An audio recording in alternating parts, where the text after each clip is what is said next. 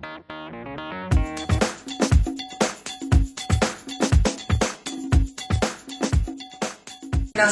días a todas y todos.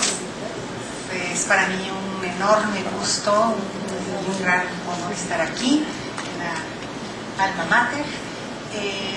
Y bueno, pues muchas gracias a las organizadoras del evento por esta oportunidad de platicar con ustedes sobre esta preocupación grande que tenemos en el sistema de Naciones Unidas y específicamente en la nueva entidad de género, la entidad para la igualdad de género y el empoderamiento de las mujeres, ONU Mujeres, de reciente lanzamiento a nivel mundial. Somos una entidad que aglutina a algunas de las entidades del sistema de Naciones Unidas. La más importante de todas ellas es UNIFEM, que seguramente muchos de ustedes habrán escuchado.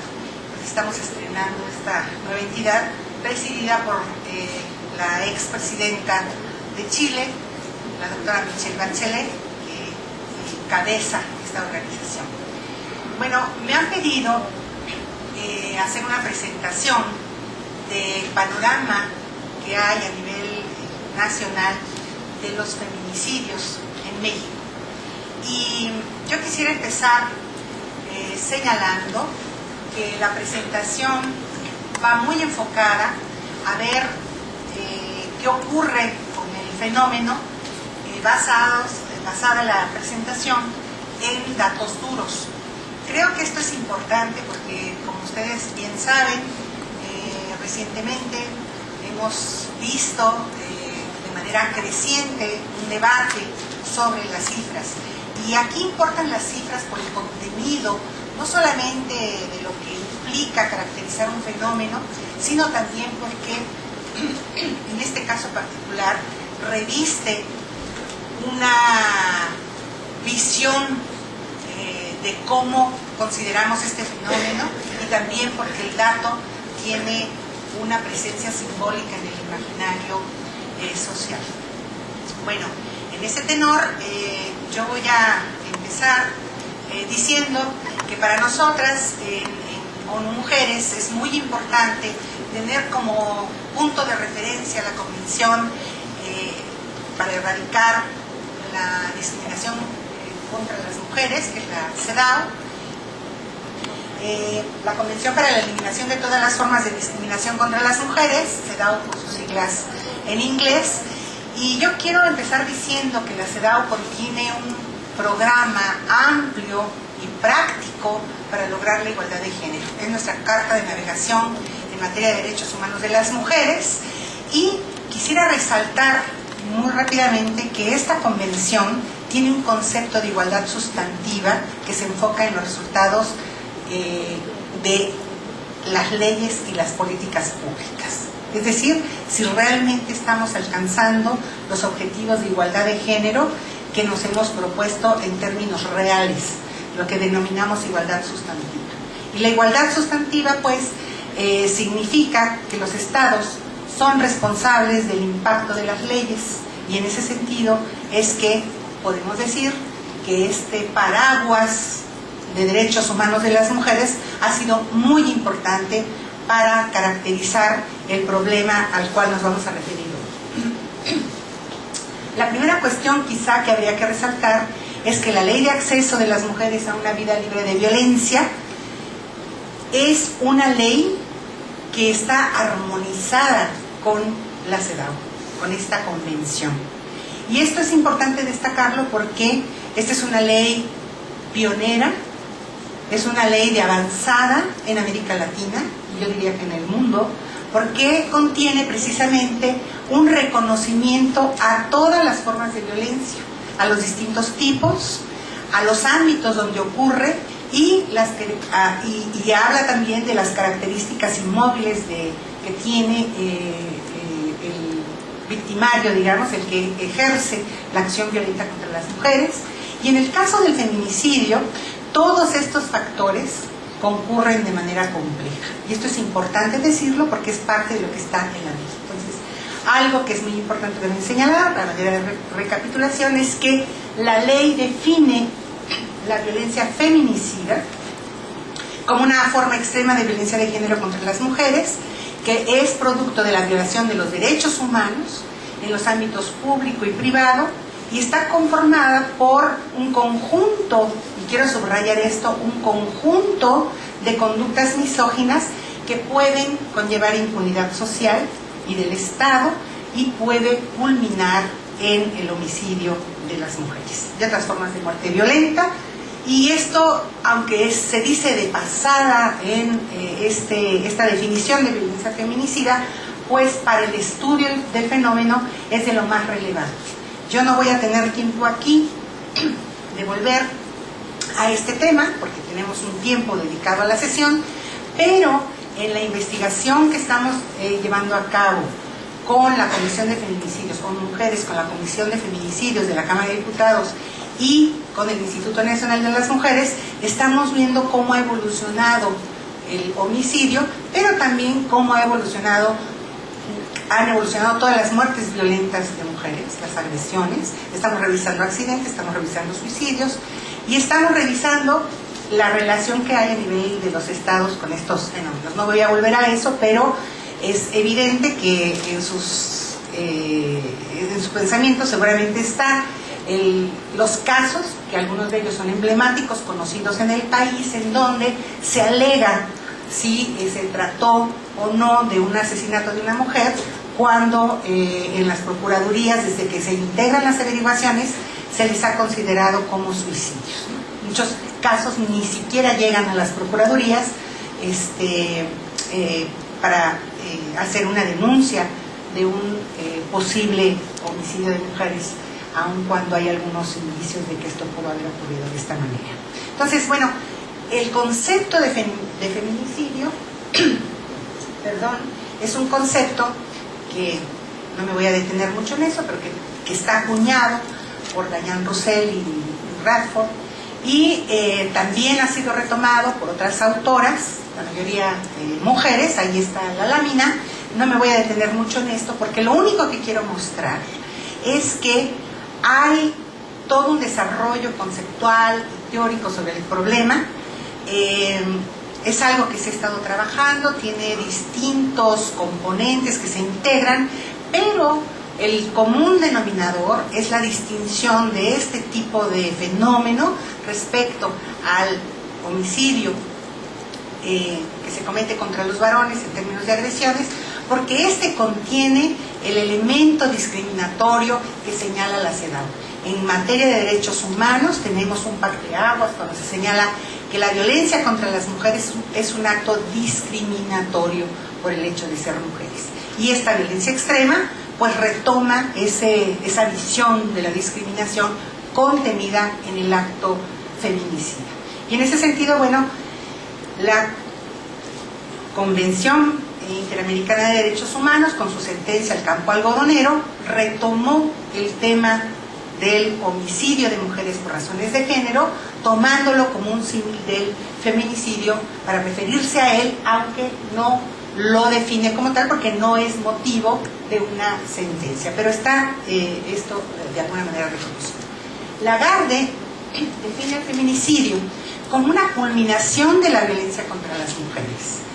Variadas formas de violencia de género que se conjugan con otros ejes de desigualdad y donde se concatenan y potencian en un tiempo y en un territorio determinados estas violencias que pueden dar lugar a esa muerte violenta de mujeres en forma de homicidios, en accidentes mortales, suicidios, ella lo señala, porque muchas veces lo que nosotros vemos como un fenómeno final, digamos, una mujer que se suicida y que efectivamente hay todos los elementos para iniciar averiguaciones previas sobre el asunto, tienen detrás historias violentas que las llevaron a tomar esa decisión, y esto es parte pues de la definición. Esto evidentemente, llevarlo al terreno de las estadísticas y ponerlo en números, pues ha sido complejo, pero el trabajo que se ha venido realizando en nuestro país, pues está apuntando en ese sentido, vamos abonando hacia allá, y ahorita van a ver ustedes algunas cuestiones. Del concepto de violencia feminicida como fenómeno amplio, como esta elaboración teórica que está aquí presente y de la cual seguramente ustedes van a hablar mucho más en este foro se pueden subrayar algunos elementos que van a ser útiles para la operacionalización del concepto. Conductas que sin conducir a la muerte dañan la integridad de las mujeres. En términos concretos, pues nos estamos refiriendo a la misoginia, al odio expresado en una acción violenta, una responsabilidad del Estado y el elemento de impunidad. La misoginia es constitutiva pues del crimen que se comete por razones de género contra una mujer, y aunque aquí no lo voy a desarrollar, la reciente iniciativa que se llevó al Congreso por la Comisión de Feminicidios pues desagrega esta forma de ver la misoginia, cuáles son esas razones de género que están involucradas o que están presentes en el hecho misógino. Y bueno, la impunidad, que dependiendo del concepto que le demos, puede ser también considerada como consustancial a todo sistema jurídico que justifica la violencia contra las mujeres, ya sea responsabilizando a las víctimas o atenuando la responsabilidad de los victimarios. Y esto me parece muy importante subrayarlo, porque esta impunidad pues siempre lleva a ese incumplimiento de las obligaciones del Estado en materia de derechos humanos, y lo que nos encontramos en nuestro país es que esta impunidad también se refleja en la violencia institucional que está caracterizada en la Ley de Acceso de las Mujeres a una vida libre de violencia. ¿Qué quiere decir esto? Que todavía tenemos leyes discriminatorias contra las mujeres en algunos estados del país que consideran atenuantes de los delitos que se cometen contra las mujeres, como el caso de los homicidios por razones de honor, que los tenemos todavía en Nayarit, en la recientísima revisión que hicimos de los códigos en los estados, y San Luis Potosí, por ejemplo. Pensar que alguien que asesina a una mujer puede bajar la pena porque tenía justamente razones de honor para hacerlo, es algo que no es posible verlo como otra, sino como una forma de impunidad, y en donde la violencia institucional está presente. El concepto de feminicidio pues abarca no solamente a los individuos responsables del acto, sino también y necesariamente apela a la responsabilidad de las estructuras del Estado, incluidas las jurídicas.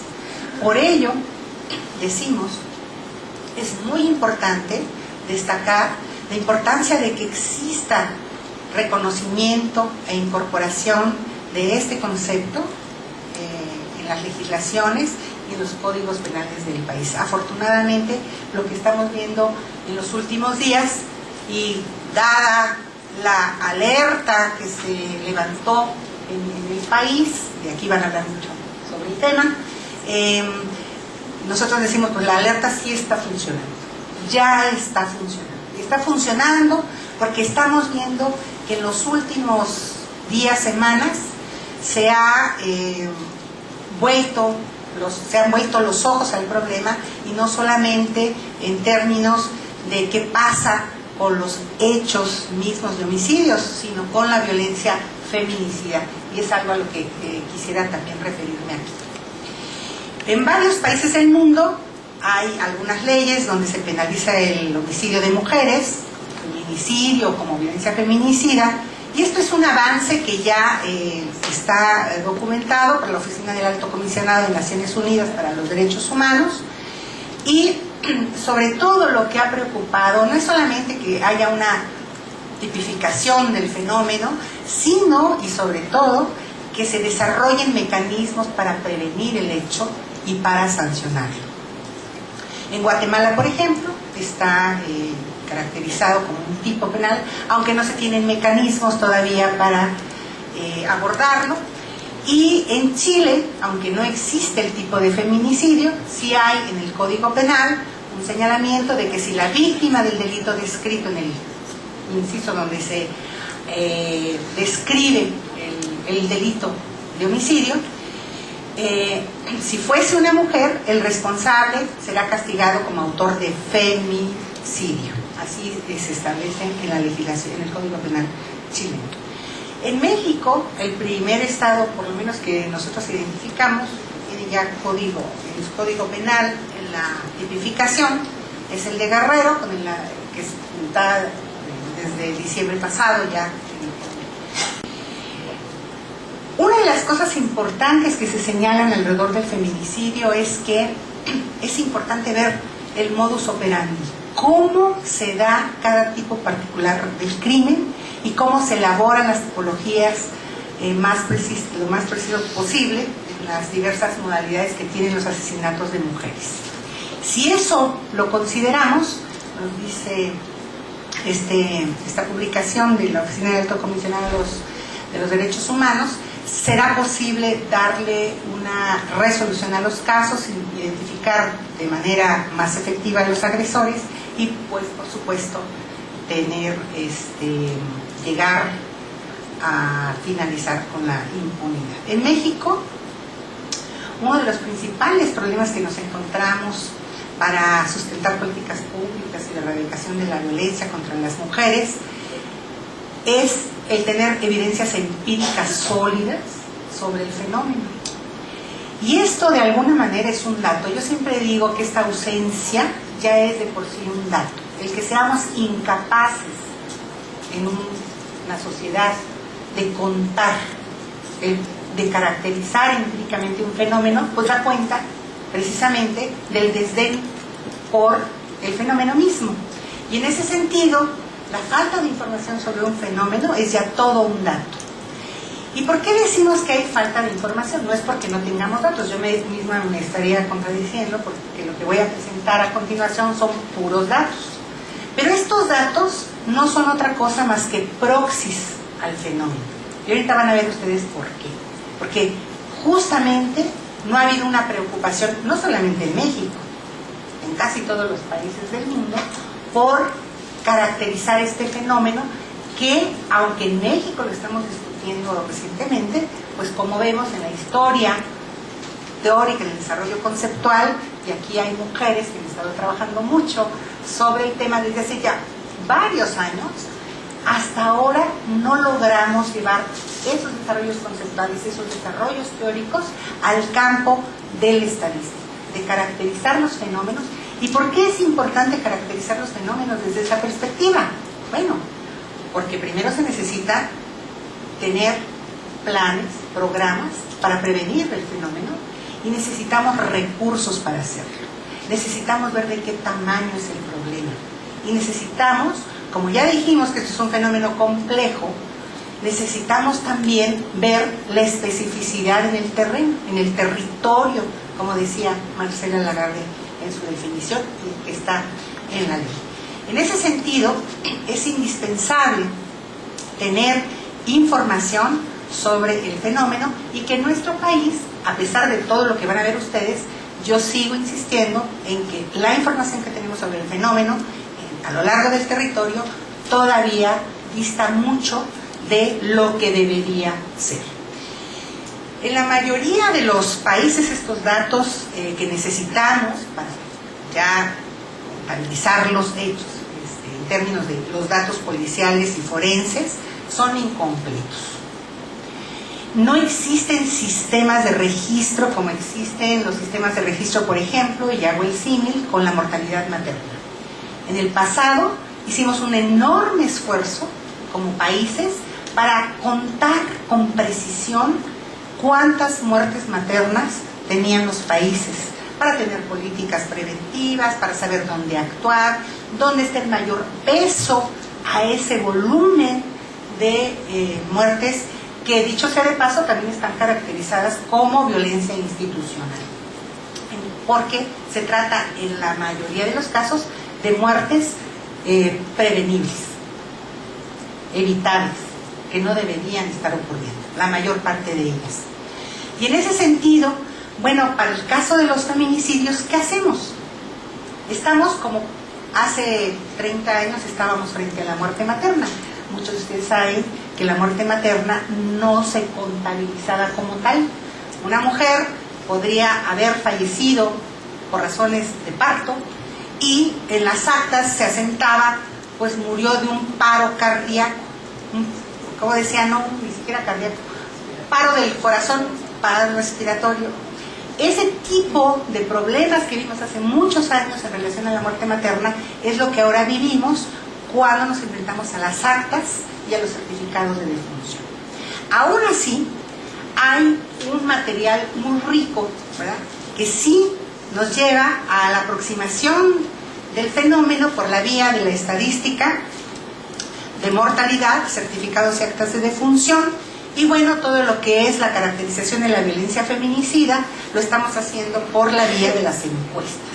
Estas encuestas, que dicho sea de paso, ya toca este año levantar la encuesta de violencia contra las mujeres, esperemos que se haga este año, porque ya pasaron 5 y necesitamos ver cómo ha evolucionado el fenómeno. Entonces, la recolección de información que proviene de Procuradurías de Justicia, que son las que integran las averiguaciones previas, no tienen todavía mecanismos de recolección de información regular, oficial, sistemática.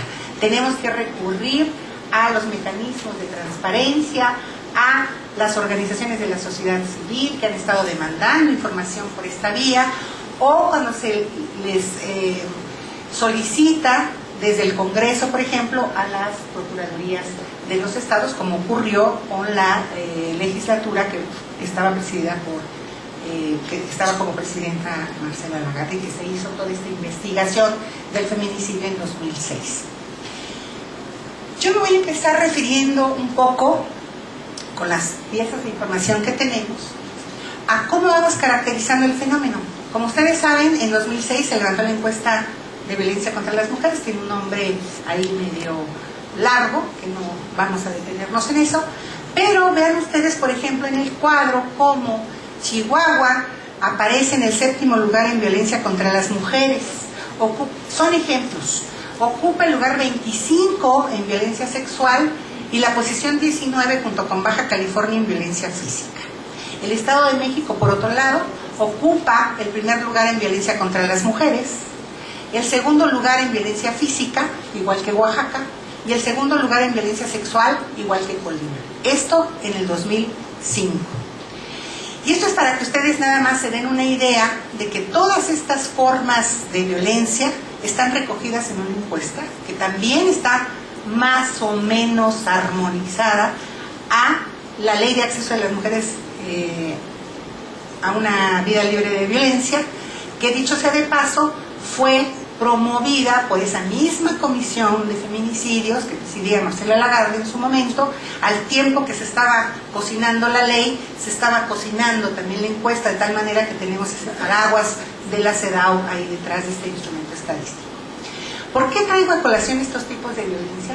Porque de alguna manera son piezas de información que nos llevan a ver contextos en donde esa violencia feminicida se está contemplando. Si vamos a las tasas de homicidios de mujeres por entidad federativa, que son estadísticas, las únicas regulares que tenemos, sistemáticas, que sabemos cuándo van a salir, que son producto del trabajo oficial, que vienen de las actas y certificados de defunción que integra INEGI con la Secretaría de Salud, que son simplemente homicidios, y que aquí no distinguimos si hubo dolo o no, o si hubo culpa o no, que eso le toca a la Procuraduría. Estos datos de homicidios son de enorme utilidad para nosotras, porque sabemos que la mayor parte de los homicidios que se cometen contra las mujeres, pues se cometen con dolo, aunque hay una porción de homicidios que pueden ser producto de actos imprudenciales que llevaron a la muerte de las mujeres y que forman parte de este conjunto. Pero, y dado que seguramente ustedes no alcanzan a ver mucho los números, pues me van a creer a lo que yo les cuente aquí, pero, y ahí van a quedarse ustedes con los datos. Es una serie histórica que arranca del 97, tenemos una serie histórica hacia atrás desde el 85, pero si se las poníamos aquí, pues menos veían. Entonces, vean ustedes aquí en estos cuadros cómo hay entidades como Baja California, Chihuahua, Guerrero y Durango, donde la tasa de homicidios de 2006 a 2009 llega a aumentar hasta en 5 veces, y en entidades como el Distrito Federal, el Estado de México, Yucatán y Zacatecas, la tasa disminuye.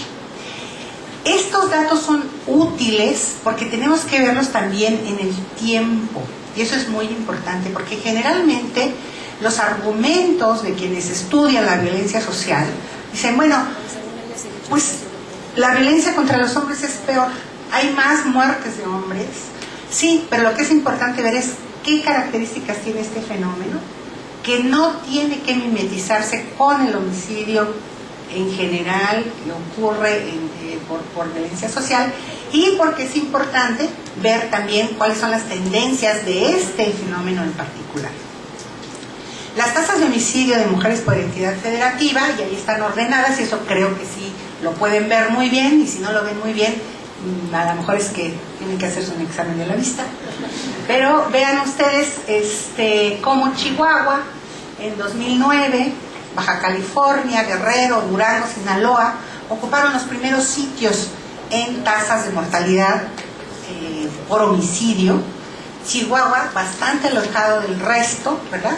Y si vemos el siguiente cuadro, pues Yucatán, que no llega ni a un homicidio por cada 100,000 mujeres. Vuelvo a este cuadro porque me interesa destacar que si bien en términos numéricos el Estado de México es el que más aporta, ¿no?, con la cifra absoluta, pues esto tiene que ver con el tamaño de la población, y sin embargo, bueno, está ahí ocupando ese lugar, y el más elevado es el caso de Chihuahua, seguido por Baja California.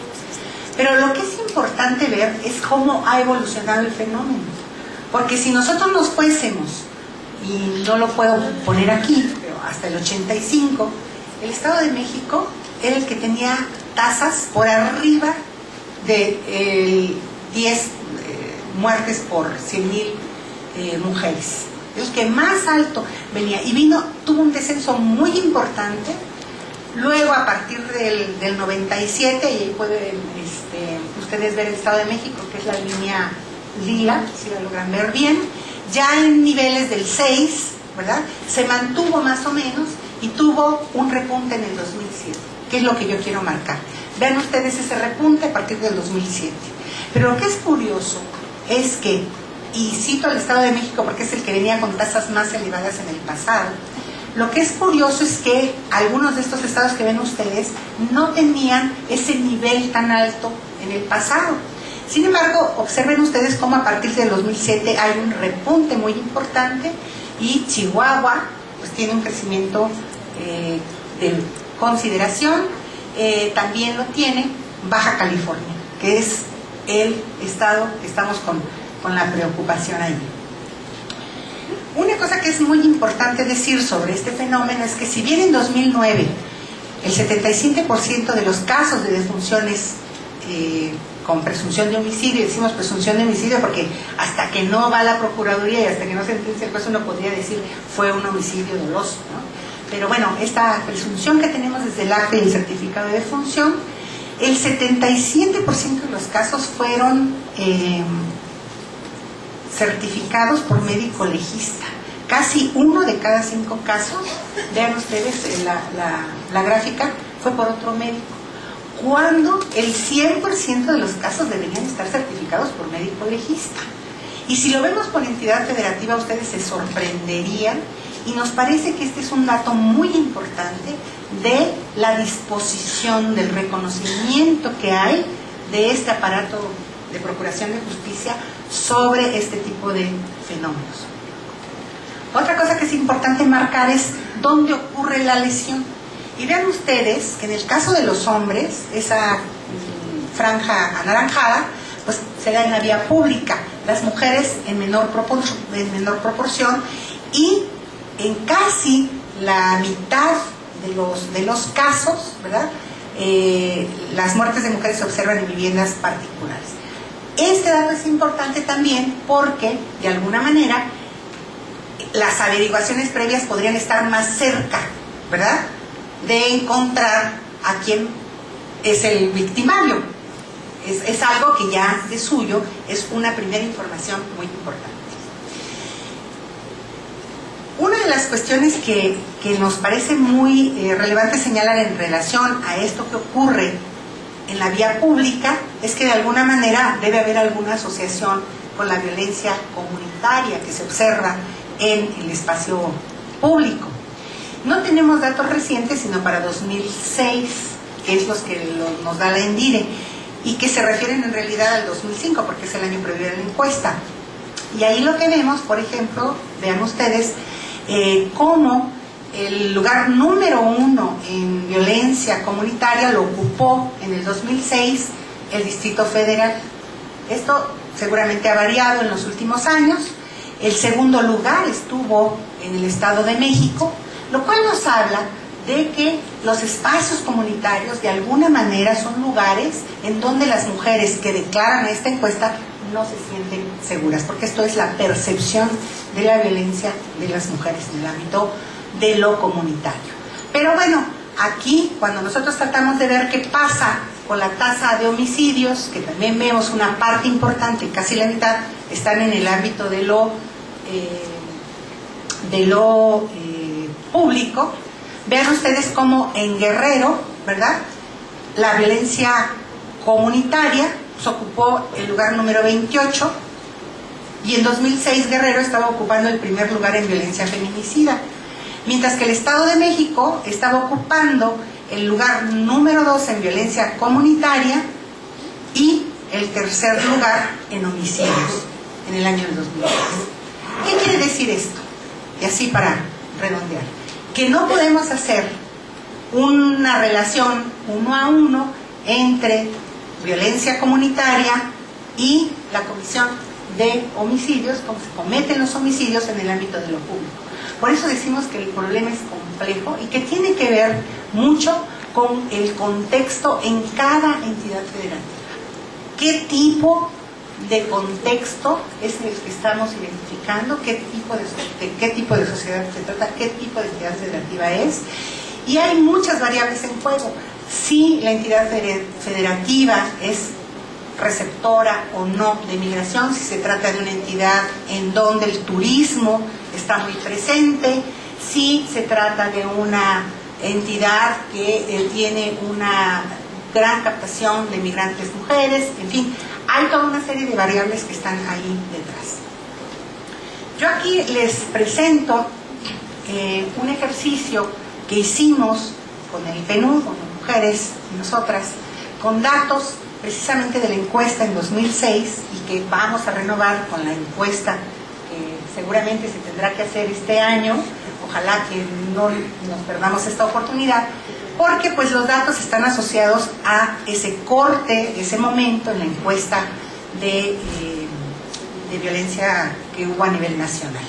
Pero vean ustedes cómo, cuando vemos la posición que ocupan los estados en relación al índice de desarrollo humano, que es la primera columna, y luego vemos la posición que tienen esos mismos estados en relación al índice de desarrollo, pero ya es relativo al género, el acomodo de las entidades federativas es distinto. Es decir, este índice de lo que nos está hablando es de cómo en el Estado se comporta la igualdad de género. Y en casi todos los estados, no, en casi todos, en todos los estados, el índice por sí mismo, como índice, en todos cae.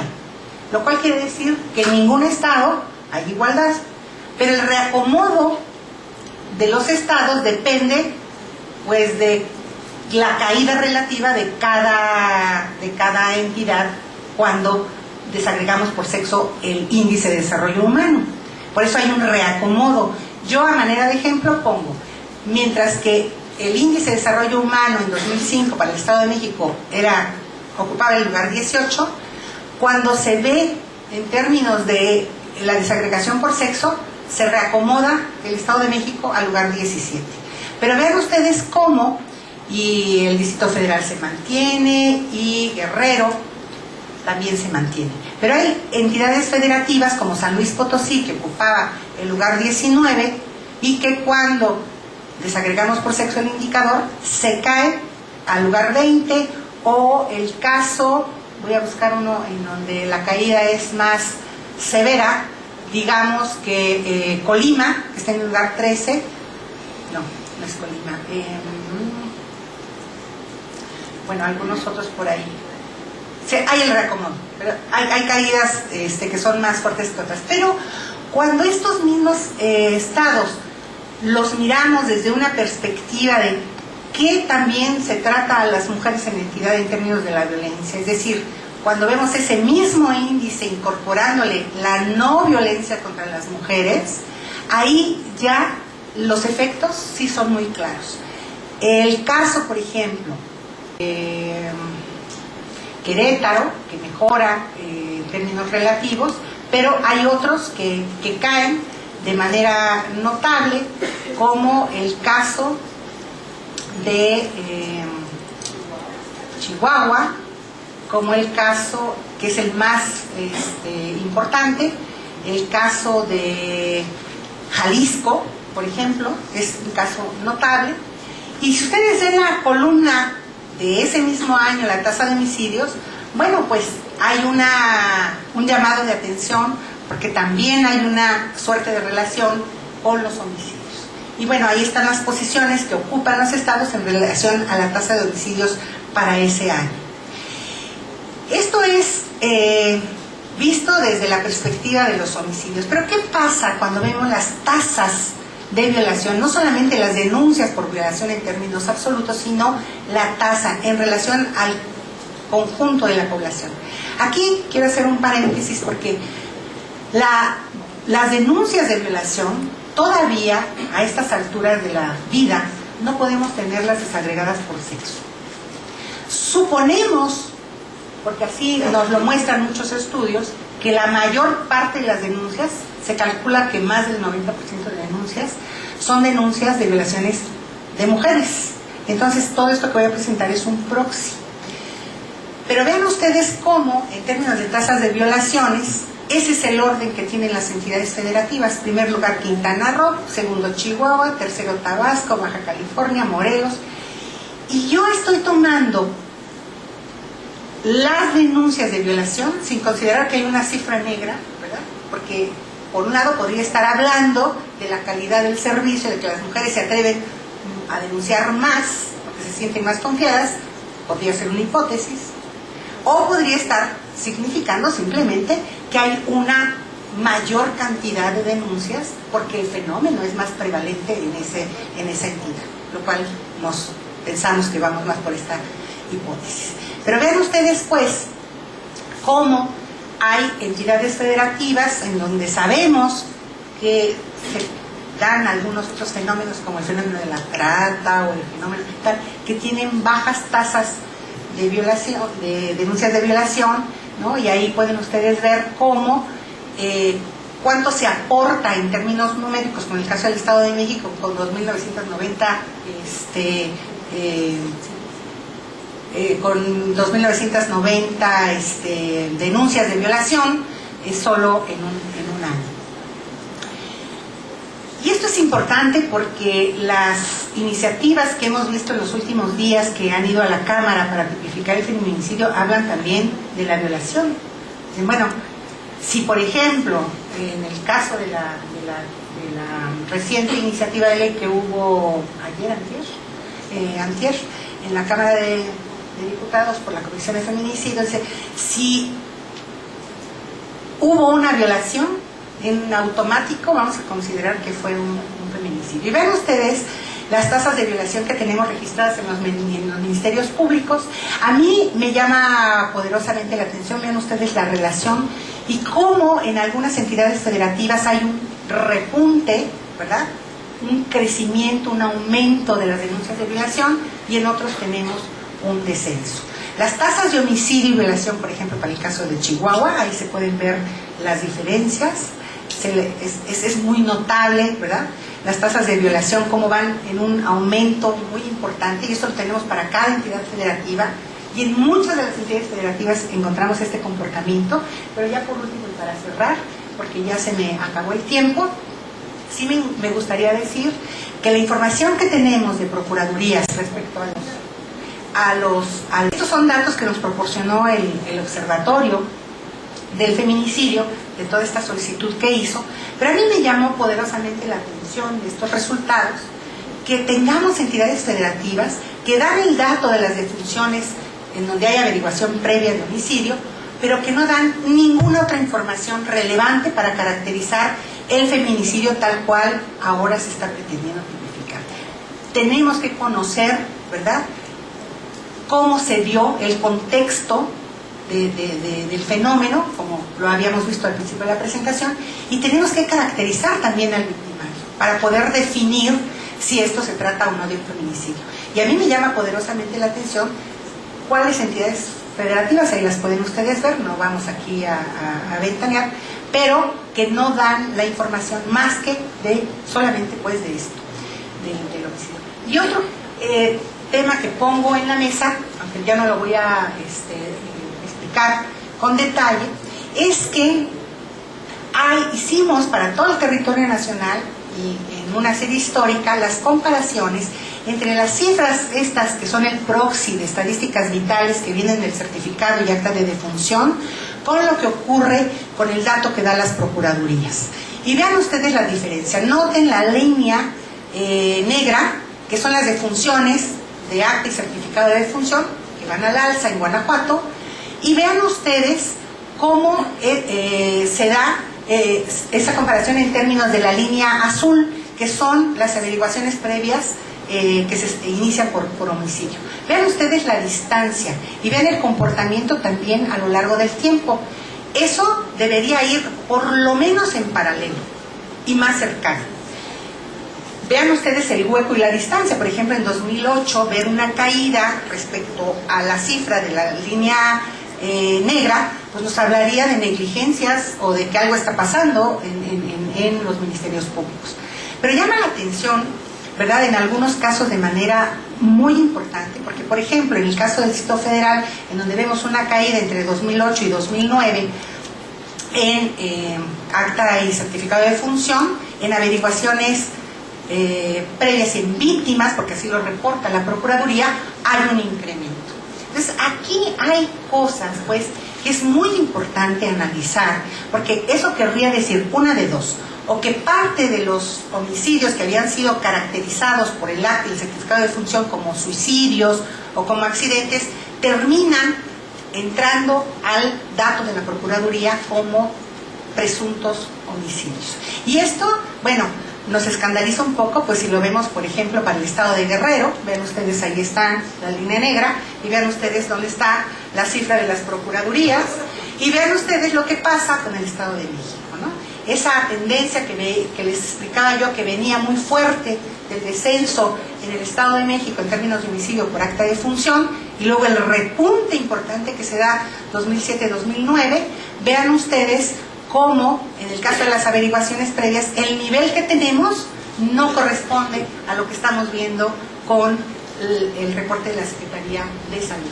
Y aquí a mí me llama mucho la atención la línea rosa, en donde decíamos ya al inicio de la presentación que las necropsias deberían estar practicadas a todo este tipo de homicidios, y ven ustedes la caída, por ejemplo, estrepitosa que vimos entre 2005 y 2006, que algo pasó allí en la Procuraduría, que esto habla de manera muy importante de qué está pasando al interior. Bueno, estos son los Veracruz, por ejemplo, que vemos un repunte importante también entre 2007 y 2008, y en donde lo que son investigaciones ministeriales, que es la línea roja, y aquí llama todavía más la atención, está por arriba de lo reportado en el acta y el certificado de defunción entre 2007 y 2008. En conclusión, lo que vemos aquí son evidencias de una falla estructural de las instituciones públicas que se encargan de contar los cuerpos de las mujeres asesinadas. Y esto, en términos de esta visión que decíamos al principio, que tal como define la ley hay una violencia institucional, hay una impunidad sobre los hechos, pues aquí, con estos datos que apenas nos aproximan al fenómeno, ya tenemos elementos para hablar de esa impunidad y de esa falta de compromiso institucional con el fenómeno. Muchas gracias.